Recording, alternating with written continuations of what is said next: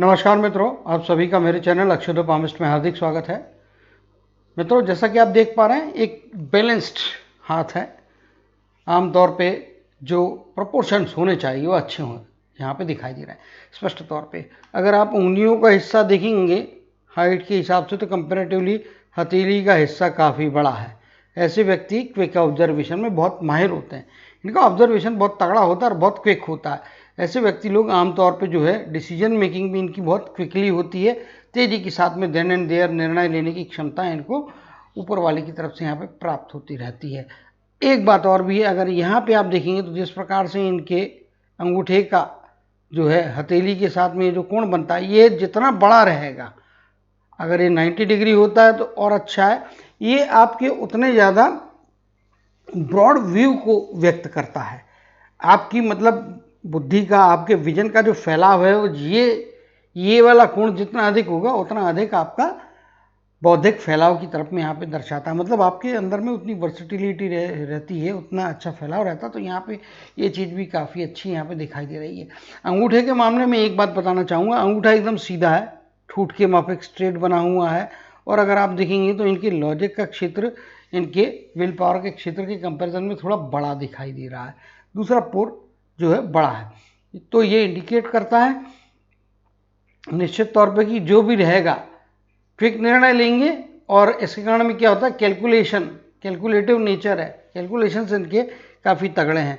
परिवार के अंदर में कम से कम एक या दो लोगों के साथ में वैचारिक मतभेदों की संभावना स्पष्ट तौर पे यहाँ पे दिखाई दे रही है। इवन आप इनके शुक्र के माउंट में भी देखेंगे तो यहाँ पे जो बने हुए एक दो डेंट है इंडिकेट करते हैं कि जीवन के फर्स्ट हाफ का पीरियड जो रहेगा उसमें कम से कम दो लोगों के साथ में वैचारिक मतभेदों का सामना करना पड़ेगा। साथ ही साथ वैवाहिक जीवन में भी शुरुआती समय में कुछ अप्स एंड डाउन्स का सामना होगा। आगे जाके लाइफ इनकी सामाजिक और पारिवारिक लाइफ है वो ज़्यादा बेहतर हो सकती है। यहाँ पे देखेंगे स्पष्ट तौर पे तो हाईली एम्बिशियस व्यक्ति हैं, सूर्य की थोड़ी प्रधानता अधिक है, अदरवाइज उंगलियाँ लगभग एक जैसी है। तो 45-55 का रेशियो यहाँ पे मैं इसको दूंगा। चाहे ये सूर्य के क्षेत्र में काम करें चाहे गुरु के क्षेत्र में काम करें, दोनों ही क्षेत्र इनके लिए सूटेबल है। गुरु की उंगली अपने आप में मजबूत है, बौद्धिक क्षमताएं भी अच्छी प्रदान करते हुए निश्चित तौर पे यहाँ पे दिखाई दे रही है। चाहे तो ये गूगल पे सर्च कर सकते हैं, jobs and fields related to lord Jupiter और बृहस्पति, और jobs and fields related to lord Sun. इन दो में से कोई भी यदि आप करने को जाते हैं तो उससे आपको लाभ अवश्य तौर पे होगा। अगर आप कम्युनिकेशन के देखेंगे तो कम्युनिकेशन की भी उंगली भी अच्छे एरिया तक पहुंच रही है। हालांकि थोड़ा सुधार की संभावनाएं हैं, कम्युनिकेशन का सुधार डेफिनेटली इनको फायदे कराएगा। अगर हाथ को आप देखेंगे ना, एकदम नीट एंड क्लीन हाथ है, इसके अंदर में बहुत ज़्यादा लाइनें नहीं हैं। हाँ, और ख़ास तौर पे एक दो जगह यहाँ पे जो है इनको कर्म की रेखा, भले ही किसी के, एक बात आपको बता देना चाहता हूँ सभी को लर्निंग के लिए, कि रेखा भले ही फीकी हो, बहुत गाढ़ी ना हो, बहुत चौड़ी ना हो, क्योंकि बहुत चौड़ी और बहुत गाढ़ी रेखा बहुत अच्छी नहीं मानी जाती है। जो अप्रोप्रिएट मीडियम रेखाएं होती है ना वो ज़्यादा अच्छी मानी जाती है। अब यहाँ पे आप देखेंगे कर्म की रेखा थोड़ी फीकी है, आगे जाके अपीयर होती जा रही है। यहाँ से देखेंगे आप तो इनके जीवन में आप मोटा मोटी तौर पे यदि बात कहने को जाऊँ तो शुरुआती दौर में भाग्य का साथ नहीं है। भाग्य का साथ जो भी मिलता है इनकी लाइफ में वो मेरे हिसाब से 40 के बाद की एज में ज़्यादा बेहतर मिल रहा है। तो ये यहाँ पे इनकी कर्म की रेखा में बात छिपी हुई दिखाई दे रही है। और यहाँ पे आप इस चीज़ को देखेंगे तो 50 से लेके तो 52-53 की आयु का जो पीरियड है, इस पीरियड में थोड़ा केयरफुल रहना चाहिए।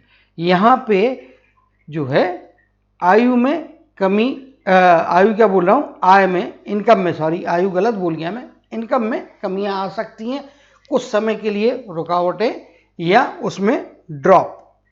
तो ये पीरियड के दरम्यान में पैसा लगाने से बचना चाहिए। जो पूंजी है उसको संभाल के रखने का इनको प्रयत्न करते रहना चाहिए।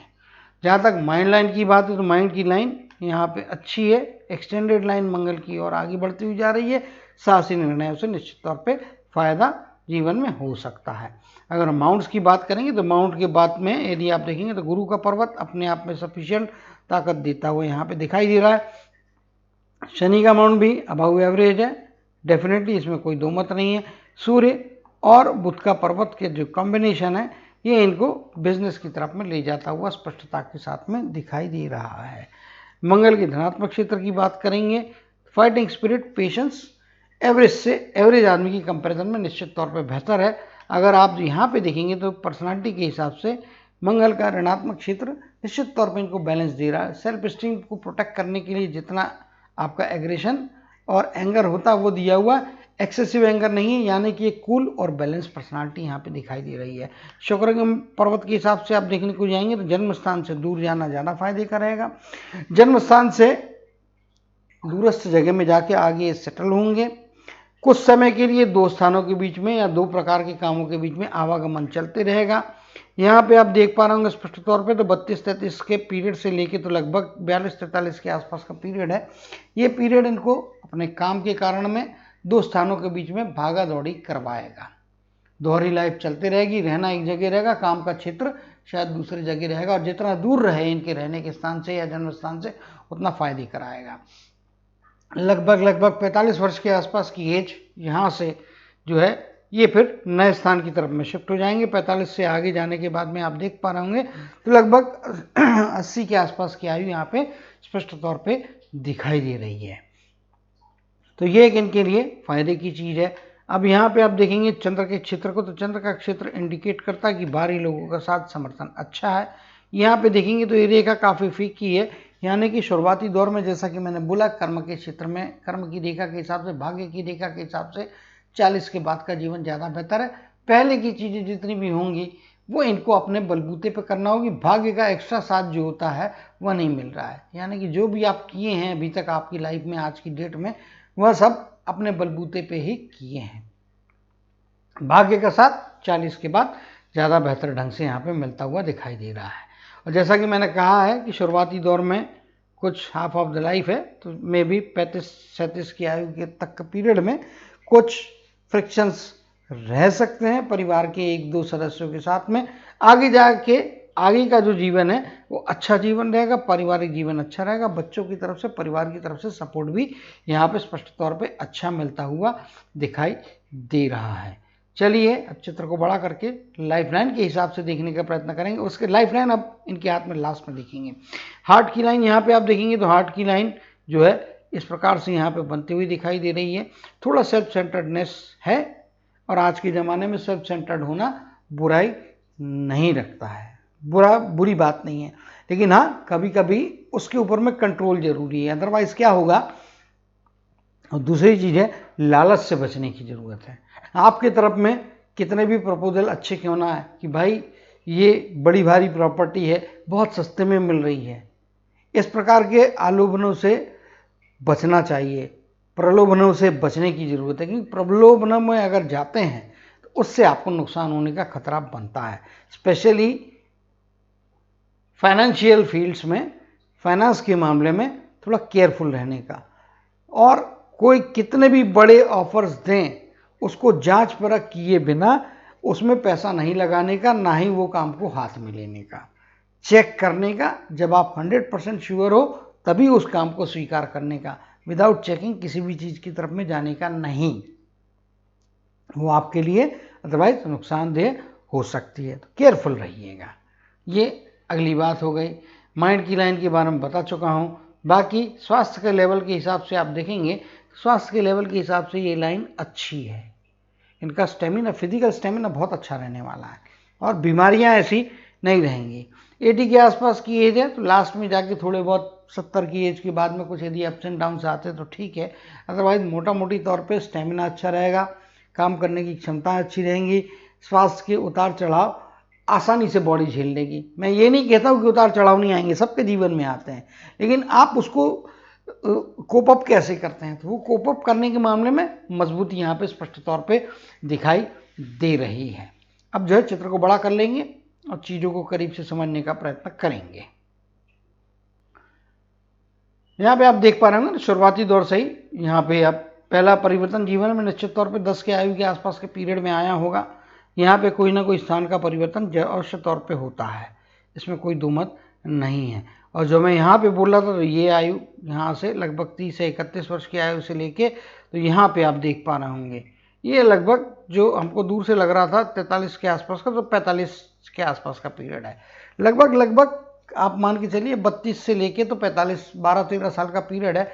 दो स्थानों के बीच में धीरे धीरे जो है भागदौड़ करवाएगा। 30 की आयु से निश्चित तौर पे आपके प्रोफेशन में किसी न किसी प्रकार का चेंज यदि आप प्लान करते हैं, विचार वहाँ से शुरू होता है और उसको इम्प्लीमेंट करते करते लगभग ये वाला पीरियड है, और ये आप देखेंगे तो ऑलमोस्ट 35 के आसपास की पीरियड है। यहाँ पे आप चेंज ओवर की तरफ में जाएंगे। यहाँ से ये वाली लाइन उतनी ज़्यादा तगड़ी या मजबूत नहीं है, इस कारण यहाँ से आप विचार तो कर रहे हैं 30-31 की आयु से, लेकिन उसका इम्प्लीमेंटेशन होते होते 35 की आयु आपके जीवन में आ जाती है। 35 की आयु में निश्चित तौर पर चेंजेस की तरफ में जा रहा है, और फिर ये जो नया प्रोफेशन, नया जीवन है, यही आपके लिए काम कराएगा। अब ये वाली लाइन को आप देखेंगे, इसको यहाँ पे लेके आता हूँ। ये वाली लाइन इंडिकेट करती है कि आपका जो कुछ भी प्रोडक्ट है उसको जितने ज़्यादा दूरस्थ जगह पे सप्लाई करेंगे या करने का काम करेंगे, उससे आपको लाभ होगा। विदेश का कनेक्शन भी यहाँ पे आपको निश्चित तौर पे मिल सकता है। तो आज जिस भी प्रकार का बिजनेस कर रहे हैं उसके अलावा आगे की पॉसिबिलिटीज़ के बारे में आपको सोचना चाहिए। आपका काम जितना आपके जन्म स्थान से दूर का रहेगा उतना आपको फायदे कराएगा। कुछ मौका विदेश में जाके काम करने का मिलता है, या ऐसा कोई ऑफर आता है, या आप अपना प्रोडक्ट एक्सपोर्ट करने की तरफ में यदि विचार करते हैं तो वह भी करें, उससे भी आपको लाभ अवश्य तौर पे हो सकता है। अब यहाँ पे देखेंगे ये कर्म की रेखा निग्लिजिबल है, ना के बराबर है। यहाँ से कर्म की रेखा आ रही है और आप देखेंगे तो यहाँ पे जो है 45वें वर्ष का पीरियड, 50 के आसपास का पीरियड, और यहाँ पे जो मैंने बोला है ये वाली रेखाओं के हिसाब से ये जो है 55 के आसपास का पीरियड, यहाँ पे थोड़ा आपको केयरफुल रहना है। और फिर आगे यहाँ से फिर रेखा दोबारा से अपीयर हो जा रही है, कुछ रेखा यहाँ पे भी जा रही है जो आपके ओल्डर एज में भी आपको पैसा दिलाती हुई दिखाई दे रही है।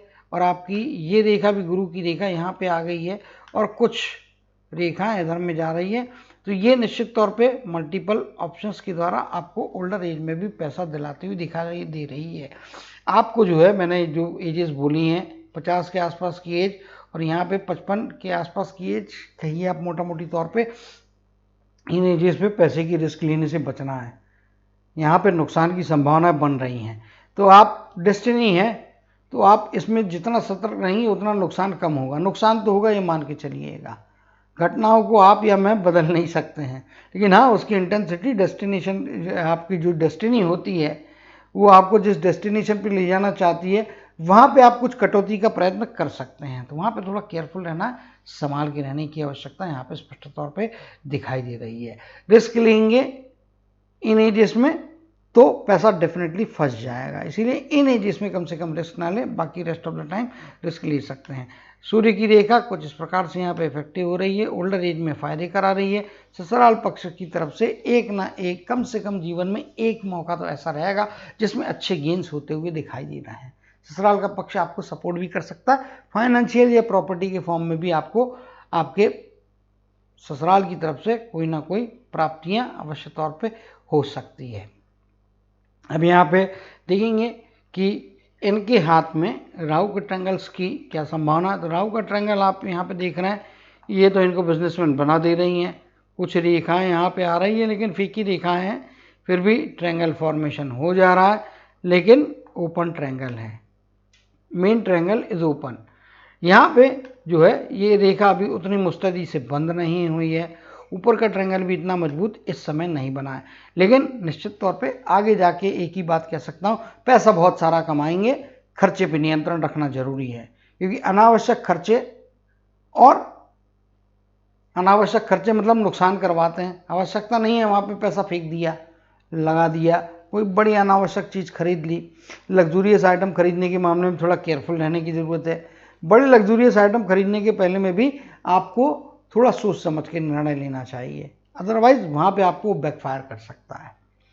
क्योंकि राहु का ट्रायंगल जब खुला होता है, 100 रुपये कमा रहे हो तो 50 आपके अननेसेसरी खर्च हो रहे हैं, अनप्रोडक्टिव या अनकंस्ट्रक्टिव जगह में आपके पैसे जाते हैं। तो वहाँ पे थोड़ा बचने की ज़रूरत है। खर्चों पे नियंत्रण, एप्रोप्रिएट जगह पे खर्चा करना, अगर आप इस प्रकार की चीज़ें यदि करते हैं तो उससे आपको निश्चित तौर पे लाभ हो सकते हैं।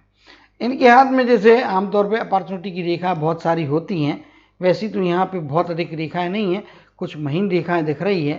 तो इसके हिसाब से कुछ समय यहाँ पे परिवार के सदस्यों के द्वारा यदि कोई हेल्प मिलती है, और मे भी अगर आप इसको ट्रांसफॉर्म करने को चाहते हैं तो 42-43वें वर्ष का पीरियड, फिर यहाँ पे आप देखेंगे तो लगभग 55 के आसपास का पीरियड, यहाँ पे कुछ बड़े उछाल मिल सकते हैं।